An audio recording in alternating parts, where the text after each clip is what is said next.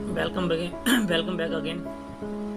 तो फ्रेंड्स, आज का जो चैप्टर होने वाला है वो आज जो है पैराबल ऑफ द पाइपलाइन है एंड उसका जो हम देखेंगे निष्कर्ष जो पार्ट है उसके बारे में आज हम डिस्कस करेंगे। एंड वास्तविक पाइपलाइन की नीति कथा, यानी कि वर्ष 2001 में सिलिकॉन वैली अमेरिका, कुछ समय पहले की बात है, पॉल एंड ब्रूस नाम के दो महत्वाकांक्षी युवा कजन सिस्टम्स इंटरनेशनल के मध्यम स्तर के मैनेजर थे। तो जो एक बहुराष्ट्रीय कॉरपोरेशन था जो पूरे संसार में बिजली और पानी की यूटिलिटीज का स्वामी था। दो पक्के दोस्त थे, बड़े सपने देखते थे, वे लगातार बातें करते थे। वे किसी दिन किसी न किसी तरह के वित्तीय दृष्टि से पूरी तरह से स्वतंत्र हो जाएंगे। वे दोनों ही प्रतिभाशाली थे और मेहनती थे। उन्हें तो बस एक अवसर की जरूरत थी। एक दिन उन्हें वो अवसर मिल गया। कंपनी ने दोनों मित्रों को सिस्टम्स के विश्वव्यापी सॉफ्टवेयर डिवीजन में वरिष्ठ मैनेजर बनाने का निर्णय लिया। उनका मासिक वेतन पहले से दुगना हो गया था। हमारा सपना सच हो गया, ब्रूस ने चिल्लाकर कहा। मुझे अपनी खुशकिस्मती पर यकीन नहीं हुआ, लेकिन पॉल को इतना यकीन नहीं था। 10 घंटे की नौकरी के पहले दिन के अंत में पॉल की कमर दुख रही थी। उसकी उंगलियां सॉफ्टवेयर को आवश्यकता के अनुसार बनाते बनाते दुख रही थी। वो 50 कर्मचारियों का प्रभारी था, जिनमें से ज्यादातर असहयोगी और अप्रेरित थे। उसे कई सप्ताह के अन्य देशों के दौरे करके विदेश स्थित कार्यालयों में यात्रा भी करनी होगी, और इस विचार से उसे नफरत थी। सिस्टर्न में उसका बॉस सन की बदतमीज और मांग करने वाला था। पॉल को अगली सुबह काम पर जाने के लिए सोचकर उसे दहशत होती थी। उसने संकल्प लिया कि वो जीने और काम करने का कोई अच्छा उपाय सोचे। पॉल बना पाइपलाइन पुरुष। ब्रूस, मेरे पास एक योजना है, पॉल ने अगली सुबह कहा, जब वे अपने क्यूबिकल में बैठे और अपने सर्वर चालू किए। किसी तानाशाह बॉस के नीचे काम करने और अप्रेरित कर्मचारियों का प्रबंधन करने में अपना समय बर्बाद क्यों करें?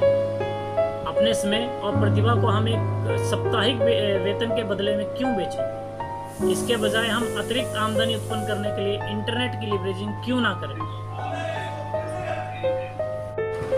नौकरी करना बाल्टियां उठाने जैसा है, पॉल ने आगे कहा। एक बाल्टी काम का मतलब है एक बाल्टी वेतन, लेकिन अगर बीमारी या छटनी की वजह से हमारा काम रुक जाता है तो वेतन भी रुक जाता है। हमें ऐसे कैरियर की जरूरत है जिससे हमें निरंतर अतिरिक्त आमदनी मिलती रहे। अतिरिक्त आमदनी पाइपलाइन बनाने जैसा है। हम एक बार काम करते हैं और उसके एब्स में हमें बार बार पैसे मिलते हैं। ब्रूस, हमें बाल्टी ढोने के लिए बजाय पाइपलाइन निर्माताओं की तरह सोचना और काम करना चाहिए। मेरा एक पूर्व कर्मचारी इंटरनेट पर पाइपलाइन बनाने से मेरी मदद कर रहा है। वो इसे वास्तविक पाइपलाइन कहता है, क्योंकि ये ई-कॉमर्स की शक्ति को चक्रवृद्धि की शक्ति से मिला देती है। वास्तविक पाइपलाइन मेरा व्यवसाय है, मैं इसका मालिक हूँ। मैं घर में रहकर काम करता हूँ। कोई ओवरहेड यानी बंदा खर्चा नहीं है, कोई कर्मचारी नहीं है, कोई पेरोल नहीं है, कोई इन्वेंट्री भी नहीं है। ये सहारा देने वाली है, ये मध्यम स्तर की है, ये वेब आधारित है और ये निरंतर अतिरिक्त आमदनी देती है। ब्रूस अचानक रुक गया। इंटरनेट पर पाइपलाइन, ऐसा किसने सुना है? ब्रूस चिल्लाया। हमारे पास एक बेहतरीन नौकरी है, ब्रूस ने जोर देकर कहा। व्यर्थ की कोशिश मत करो, हमारे पास बेहतरीन लाभों के साथ नौकरी की सुरक्षा भी है। हमें वीकेंड में छुट्टियां भी मिलती हैं और हर साल 2 सप्ताह की सवैतनिक वेकेशन भी मिलती है। हम जिंदगी भर के लिए सही जगह पर पहुंच चुके हैं। अपनी वास्तविक पाइपलाइन के इरादे को दिमाग से निकाल दो। लेकिन पॉल इतनी आसानी से हतोत्साहित होने वाला नहीं था। उसने अपने पक्के दोस्त को वास्तविक पाइपलाइन योजना धैर्य से समझाई। पॉल दिन के आधे हिस्से में अपनी नौकरी करेगा और अपनी शामों और वीकेंड का इस्तेमाल करके इंटरनेट पर पाइपलाइन बनाने के लिए काम करेगा। पॉल ये भी जानता था कि इसमें 1 साल संभवतः 2 साल लग जाएंगे, तब कहीं जाकर उसकी वास्तविक पाइपलाइन इतनी बड़ी होगी कि भारी मुनाफा दे सके। लेकिन पॉल को अपने व्यवसाय का मालिक और अपने जीवन का मालिक बनने के लिए अपने सपने पर विश्वास था। वो इसे कारगर बनाने के लिए संकल्पवान था। छोटे कार्य बनाम बड़े परिणाम। जब ब्रूस शाम को और वीकेंड में अपने सोफे पर लेटा रहता था, तब पॉल अपनी वास्तविक पाइपलाइन बनाता रहता था। पहले कुछ महीने में तो पॉल की मेहनत का कोई फल नहीं दिख रहा था। वेब आधारित पाइपलाइन व्यवसाय उसके लिए एक नया था। उसे एक नया सिस्टम सीखना था और इसे दूसरों को सिखाना था। वो हर दिन अपने मॉडल्स से बात करता था और अपनी व्यवसाय बनाने की योजनाओं को बेहतर बनाने के लिए वीकेंड के प्रशिक्षणों में जाता था। उसने अपने मेंटर्स की बताई व्यक्तिगत विकास की पुस्तकें भी पढ़ी और टेप भी सुने थे। हर दिन पॉल अपनी व्यवसाय बनाने की योग्यताओं को बेहतर बनाता था। उसने सीखा कि लोगों को बातचीत में कैसे संलग्न करना है, लोगों को उनके सपने बताने के लिए कैसे प्रेरित करना है, आपत्तियों को शालीनता कैसे संभालना है, लोगों को कैसे कोचिंग देना है कि वे स्वयं के सर्वश्रेष्ठ स्वरूप को उजागर करें। धीरे धीरे खुद पर, अपने अवसर पर और अपने नए व्यावसायिक साझेदारों पर ज़्यादा भरोसा होने लगा। ये पॉल के लिए नया इलाका था, लेकिन जब उसका ज्ञान और आत्मविश्वास बढ़ा तो उसकी इंटरनेट पाइपलाइन भी बढ़ने लगी। पॉल खुद को याद दिलाता रहा कि कल के सपने आज के त्याग पर ही बनते हैं। हर दिन अपनी वास्तविक पाइपलाइन बनाता रहा, एक बार में एक बातचीत। यदि मेरा स्वप्न पर्याप्त बड़ा है तो तथ्य महत्वपूर्ण नहीं है, उसने खुद से कहा जब उसने एक और प्रोस्पेक्ट को फोन करने के लिए फोन उठाया। अल्पकालीन निवेश का मतलब है दीर्घकालीन पुरस्कार। उसने खुद को याद दिलाया जब उसने अपने दैनिक और साप्ताहिक लक्ष्य तय किए। वो ये बात जानता था कि आगे चलकर उसे अपने प्रयासों की तुलना में बहुत ज़्यादा पुरस्कार मिलेंगे। अपनी निगाहें पुरस्कार पर रखो, उसने बार बार दोहराया। जब वो एक सफल व्यवसाय निर्माता के प्रशिक्षण ऑडियो को सुनते सुनते नींद के आगोश में गया। अपनी निगाह पुरस्कार पर रखो, नीचे वाला पलड़ा ऊपर पहुंच जाता है। दिन महीनों में बदल गए। एक दिन पॉल को एहसास हुआ कि उसकी पाइपलाइन अब उसके मासिक वेतन से आधा मुनाफा देने लगी थी। पॉल अपनी दिन की नौकरी में कड़ी मेहनत करता था, लेकिन उसने अपने खाली समय का और भी ज़्यादा उत्पादक इस्तेमाल किया। वो जानता था कि यह केवल चंद महीनों की बात है और इसके बाद उसकी अंशकालीन पाइपलाइन आमदनी उसकी पूर्णकालिक नौकरी की आमदनी से ज़्यादा हो जाएगी। सिस्टन्स के लंच ब्रेक के दौरान पॉल अपने पुराने मित्र ब्रूस को एक क्यूबिकल के दूसरे क्यूबिकल तक हड़बड़ी में जाते देखता था। ब्रूस की बाल्टी ढोने वाली नौकरी अपना असर दिखा रही थी। ब्रूस अब तानाशाह बॉस, यथार्थवादी डेडलाइनों और छंटनियों की दैनिक अफवाहों की वजह से ज़्यादा तनाव में दिख रहा था। वीकेंड पर ब्रूस इस्तीफे के दर्जनों पत्र लिखता था, लेकिन उसने कभी मेल नहीं किया। उसे बिल चुकाने थे। उसे अपने वेतन की इतनी ज़्यादा ज़रूरत थी कि वो नौकरी नहीं छोड़ सकता था। उसे महसूस हो रहा था जैसे वो किसी जाल में फंस गया हो। वो भीतर से खाली खाली महसूस करता था, लेकिन उसके ऑफिस का कूड़ादान खाली नहीं था। इसमें उसके इस्तीफे के पत्र ठसाठस भरे थे। अपनी नौकरी से इस्तीफा दे। आखिरकार पॉल का वो बड़ा दिन आ ही गया।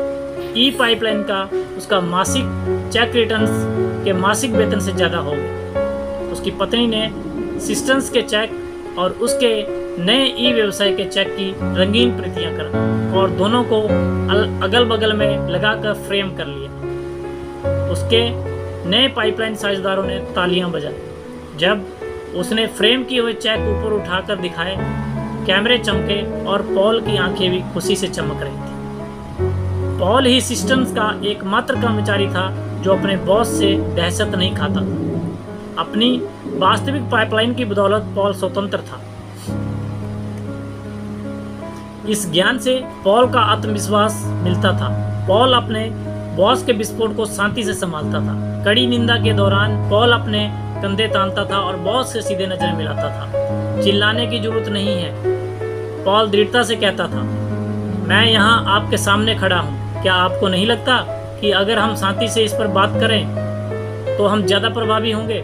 सहकर्मी कहने लगे कि पॉल तो बॉस से इस तरह पेश आता है जैसे उसने शेर को पालतू कर लिया हो। लेकिन पॉल ये बात समझता था कि उसने अपने बॉस को पालतू नहीं बनाया है। पॉल तो उसके सामने सिर्फ इसलिए खड़ा हो पाता था क्योंकि अब बॉस के पास पॉल के जीवन को नियंत्रित करने की शक्ति नहीं थी। एक शाम को पॉल अपने घर के ऑफिस में बैठा और उसने नीचे दिया पत्र लिखा। प्रिय श्रीमान बॉस, मैं आपको ये बताने के लिए पत्र लिख रहा हूँ कि तत्काल प्रभाव से मैं सिस्टर्न इंटरनेशनल से इस्तीफा दे रहा हूँ। मुझे सिस्टर्स में अपने समय में काफ़ी आनंद आया, लेकिन मुझे आपको ये जानकारी देते हुए अफसोस है कि कंपनी अब मेरी सेवाओं का लाभ नहीं ले सकती। आपसे मुक्त पाइपलाइन पॉल। पॉल को स्वतंत्रता का सैलाब महसूस हुआ जब उसने इस्तीफे का पत्र मोड़ा और इसे एक लिफाफे में डाला। वो आशा और आशावाद से भरकर भविष्य की राह देख रहा था। पॉल समझता था कि उसने अपनी इंटरनेट पाइपलाइन से जो हासिल किया था वो एक बहुत बड़े सपने का सिर्फ पहला चरण था। देखिए, पॉल के पास ऐसी योजना थी जो सिस्टम इंडस्ट्री की दीवारों से बहुत आगे तक जाती थी। पॉल की योजना पूरे उत्तर अमेरिका और अंततः पूरे संसार में इंटरनेट पाइपलाइनें बनाने की थी। मदद के लिए अपने मित्र को नियुक्त करना। पॉल का वेब आधारित व्यवसाय फलता फूलता रहा। वो पहले कभी इससे ज़्यादा खुश और इससे ज़्यादा परिपूर्ण महसूस नहीं करता था, लेकिन यही बात सिस्टम में उसके पूर्व सहकर्मियों के बारे में नहीं कही जा सकती थी। कंपनी अपने ज़्यादा से ज़्यादा व्यवसाय को ऑनलाइन ले जा रही थी, जिसका मतलब था कि पॉल पुराने विभाग की छटनी हो गई थी। ब्रूस के भारी वेतन के कारण उसे सबसे पहले नौकरी से निकाला गया। पॉल को दुख होता था जब वो ब्रूस को मित्रों के पुरातनपंथी पीसी पर परामर्श का काम देने की भीख मांगते देखता था। इसलिए पॉल ने ब्रूस के साथ एक मुलाकात तय की। ब्रूस, मैं यहाँ तुम्हारी मदद मांगने आया हूँ। ब्रूस ने अपने झुके हुए कंधे सीधे किए और उसकी काली आंखें सिकुड़ गईं। उसने पुकारते हुए कहा, मेरा मजाक मत उड़ाओ, मैं यहाँ सान झाड़ने नहीं आया हूँ। पॉल ने कहा, मैं तो तुम्हें एक बेहतरीन कारोबारी अवसर देने आया हूँ। मुझे 2 साल लगे, तब कहीं जाकर मेरी इंटरनेट पाइपलाइन इतना मुनाफा कमा रही है कि मैं सिस्टम से इस्तीफा दे पाया। लेकिन मैंने उसके बाद बहुत कुछ सीखा। मैं जानता हूँ कि वास्तविक पाइपलाइन कैसे बनाना है, लोगों से कैसे बात करनी है, टीम कैसे बनानी है, लोगों का विकास करके व्यवसाय का विकास कैसे करना है। मैंने एक आजमाया हुआ सिस्टम सीखा है जो मुझे मेरे साझेदारों को एक और वास्तविक पाइपलाइन बनाने की शक्ति दे, और फिर एक और एक और एक और। मुझे पाइपलाइन साझेदार की जरूरत है। पॉल ने आगे कहा, मैं तुम्हें हर वो चीज़ सिखाऊंगा जो मैं वेब आधारित पाइपलाइन बनाने के बारे में जानता हूँ, और इसके लिए मैं तुमसे एक पाई भी नहीं लूँगा। मैं बदले में बस ये चाहता हूँ कि तुम वो सिस्टम सीखो जो तुम्हें सिखाता है और फिर इसे दूसरों को सिखाओ और उनमें प्रत्येक दूसरों को सिखाएं, जब तक कि वास्तविक पाइपलाइन उत्तर अमेरिका के शहर में ना पहुंच जाए, अंततः संसार के शहर में हर मकान में ना पहुंच जाए। जरा सोचें, पॉल ने आगे कहा, हमारी वास्तविक पाइपलाइनों के जरिए जो भी जाता है, हम हर ऑनलाइन खरीदारी के बदले में थोड़ी कमाई कर सकते हैं। हमारे ऑनलाइन पाइपों के जरिए जितना ज़्यादा वॉल्यूम जाएगा, हमारी जेब में भी उतना ही पैसा ज़्यादा बहकर आएगा। मैंने जो वास्तविक पाइपलाइन बनाई है वो सपने का अंत नहीं है, ये तो सिर्फ शुरुआत है। पॉल को आखिरकार बड़ी तस्वीर दिख गई। वो मुस्कुराया और उसने अपने कजिन की तरफ अपना हाथ बढ़ाया। उन्होंने हाथ मिलाया और फिर पुराने बिछड़े हुए दोस्तों की तरह गले मिले। एहसान का बदला। वर्षों गुजर गए। पॉल और ब्रूस काफ़ी पहले रिटायर हो चुके हैं, लेकिन उनका विश्वव्यापी इंटरनेट पाइपलाइन व्यवसाय अब भी उनके बैंक के खातों में साल के करोड़ों डॉलर बहाकर ला रहा है। दोनों पुराने दोस्तों के पास पूरे संसार में शानदार जगहों की यात्रा करने की फुर्सत भी थी और पैसा भी। एक दिन ब्रूस ने पॉल से कहा कि वो लंच पर उससे मिले। वो एक रोमांचक खबर सुनना चाहता था। पॉल, वर्षों पहले तुमने मुझे वेब आधारित कारोबारी अवसर देकर मुझे एक बहुत बड़ा खास उपहार दिया था। उस उपहार ने मेरा जीवन हमेशा के लिए बदल दिया। मैं वर्षों से उस एहसान का बदला चुकाने का कोई तरीका खोज रहा हूँ, इसलिए मैंने आज यहाँ तुम्हें आमंत्रित किया है। ये रहा मेरी तरफ से तुम्हारा उपहार। ब्रूस ने पॉल की तरफ एक लिफाफा सरकाया। इसके अंदर इटली के 2 प्रथम श्रेणी के हवाई टिकट थे। तुम्हें जरूरत नहीं है, पॉल ने कहना शुरू किया, लेकिन ब्रूस ने अपने मित्र की बात काट दी। फिलहाल मुझे बात करने दो, ब्रूस ने कहा। जब हम छोटे बच्चे थे तब से हमारे साझेदारी हमें बता रहे हैं कि हमारे परिवार इटली से यहाँ आए थे। देखो, इंटरनेट की मदद से मैंने अपनी पारिवारिक जड़ों की तलाश की है। हमारी जड़ें 2 कजिन तक जाती हैं और मध्य इटली से एक छोटे से गांव में रहते थे। पॉल, ये तुम्हें मेरा उपहार है, ब्रूस ने आगे कहा। हम उस गांव की सैर पर जा रहे हैं। हम कस्बे के उस चौराहे को देखेंगे जहां हमने पर दादा और दूसरे सभी गांव वाले कस्बे के हौज के बाल्टियां भरने के लिए मिले थे, और हम अपने घुटनों के बल टिककर अपने पूर्वजों और ईश्वर को धन्यवाद देना चाहते हैं कि उन्होंने वरदानों की ऐसी पाइपलाइन बनाई जो हमारे जीवन में खुलकर मिले। दायरा पूरा करना। पॉल स्तब्ध खामोशी में अपनी कजन को घूरने लगा। फिर वो आगे बढ़ा और ब्रूस के दोनों हाथ अपने हाथ में कसकर पकड़ लिए।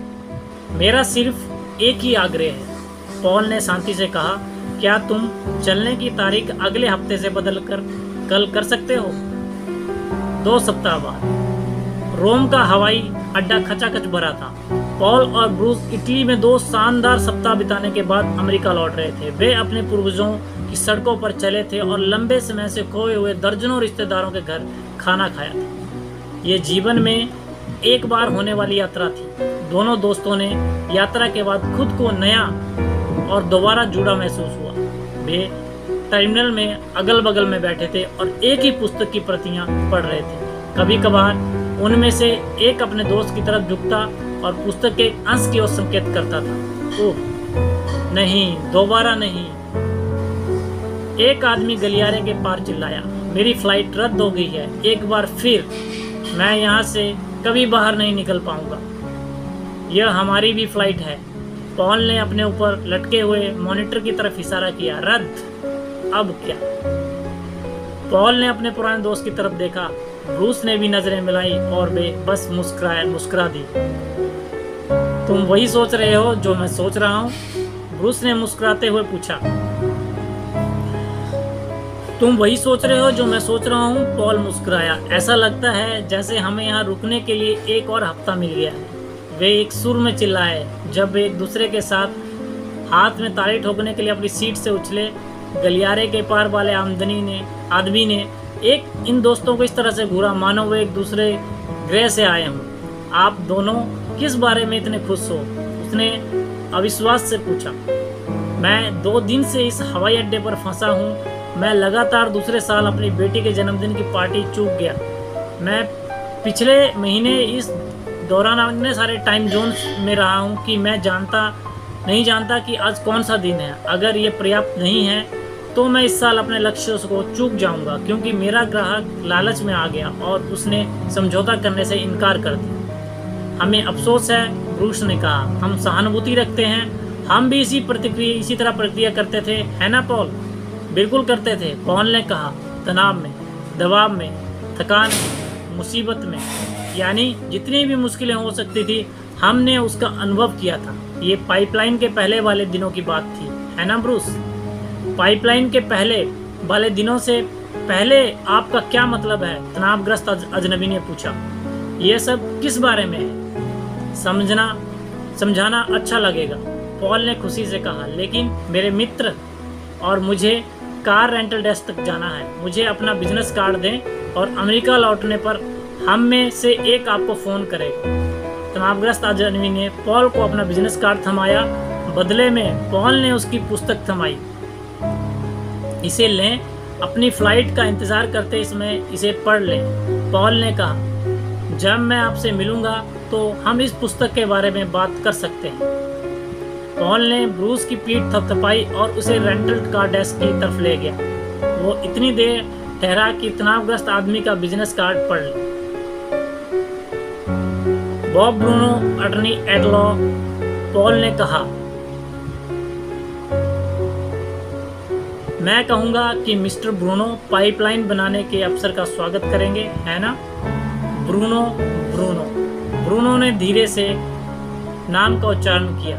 ब्रूनो नाम बहुत ज़्यादा जाना पहचाना लगता है। ब्रूस, ना जाने क्यों मेरे मन में इन ब्रूनो के बारे में अच्छी भावना है, पॉल ने कहा। वैसे ही भावना जो मेरे मन में तब थी जब तुमने मुझे व्यवसाय में शामिल किया था। मैं सोचता हूँ कि हमारा नया मित्र ब्रूनो हमारा अच्छा पाइपलाइन निर्माता बनने वाला है। पॉल और ब्रूस ने पलटकर अपने नए परिचित को देखा। तनावग्रस्त वकील ने पुस्तक को अपनी गोद में रख ली। कवर को गौर से देखते हुए उसके शीर्षक को खामोशी से पढ़ा। फिर धीरे धीरे, जैसे कोई बूढ़ा व्यक्ति अपने प्रिय पोते के लिए उपहार खोलता है, ब्रूनो ने the parable of the pipeline नामक बुक खोली और पढ़ने लगा। थैंक यू दोस्तों, thank you so much for watching my video.